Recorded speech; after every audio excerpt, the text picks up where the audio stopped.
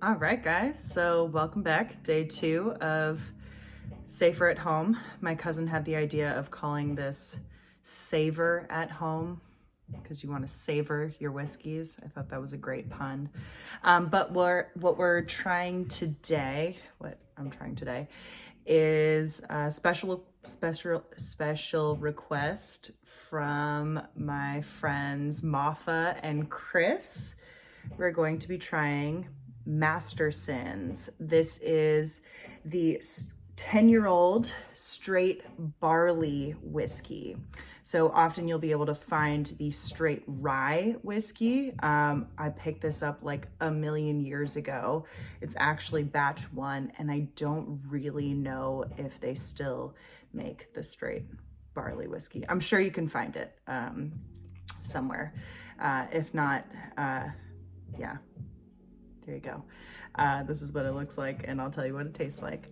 But a little bit about this whiskey. It is, as I said, a straight barley whiskey.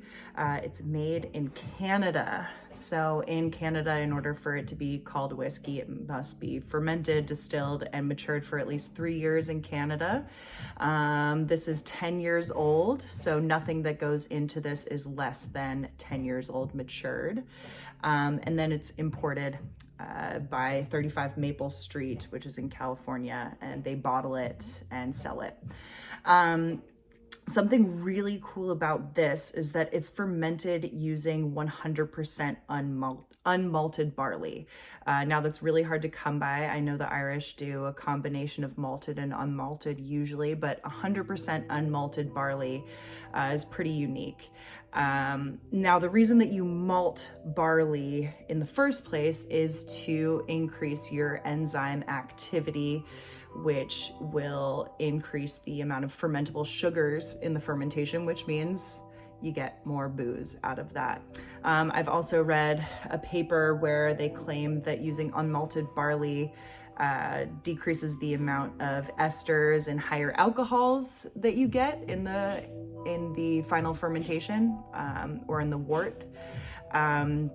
And this, esters and higher alcohols lead to fun flavors down the line with the whiskey. But after this is fermented, it's then double distilled in copper pot stills and then matured in white oak.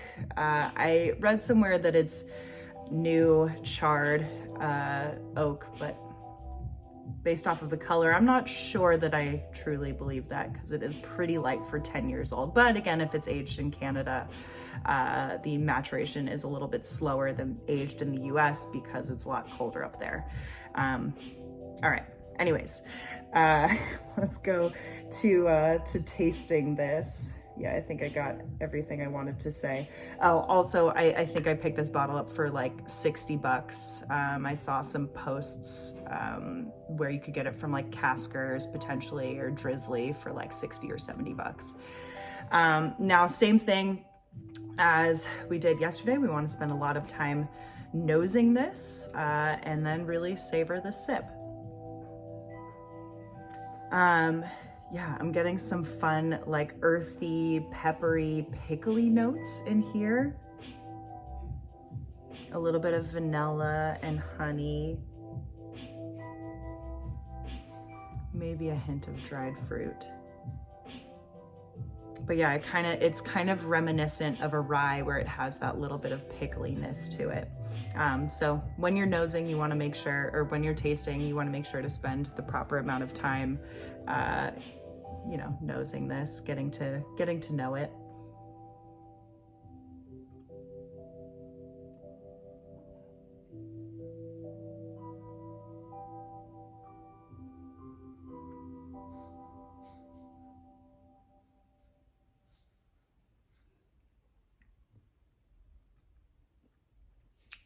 This is pretty fun. So again, I'm getting that pickliness, but it's almost like a butter pickle. It's got some sweet to it, some vanilla. I'm definitely getting baking spices, like some cinnamons. It's pretty fun, pretty delicate. It's also, I forgot to mention, It is, I believe, 46% ABV, correct? Yeah, 46% ABV. So again, a little bit higher than what you'd find normally, but it's pretty smooth regardless. Got a good mouthfeel to it. Yeah, I'd recommend this whiskey. It's an interesting whiskey, and you know, my mom will say something's interesting when she doesn't actually like it, but she's just trying to be polite. But this is interesting in the good way, of like actually stimulating my brain, saying like, oh, this is a pretty unique whiskey, and I enjoy it. So yeah. All right, guys, let me know if you have any questions. I hope your second day of being safer at home is going well so far. Cheers.